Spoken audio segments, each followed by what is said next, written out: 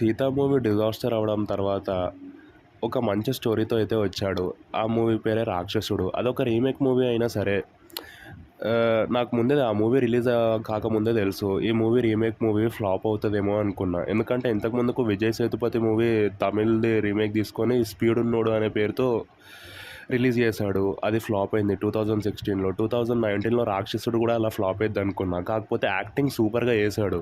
Acting ఇరగదీసేశాడు and cinema కూడా చాలా బాగుంది. చాలా బాగా నటించాడు. ఇలాంటి హీరో, ఇంత బాగా యాక్టింగ్ చేసే హీరో ఇలాంటి చెత్త సినిమాల్లో ఎందుకు నటిస్తున్నాడా అనే డౌట్ వచ్చింది. అదే 'సీత' సినిమా చూసినప్పుడు. అండ్ 'రాక్షసుడు' తర్వాత 2021లో ఆయన కొత్త మూవీతో వచ్చాడు సంక్రాంతికి. అందులో సోనూ సూద్ విలన్, ప్రకాష్ రాజ్. ఈ సినిమా కూడా చాలా క్రింజ్ అనిపించింది. ఓవర్ యాక్షన్ అనిపించింది. అర్జున్ కపూర్ లాగానే యాక్టింగ్ చేశాడు.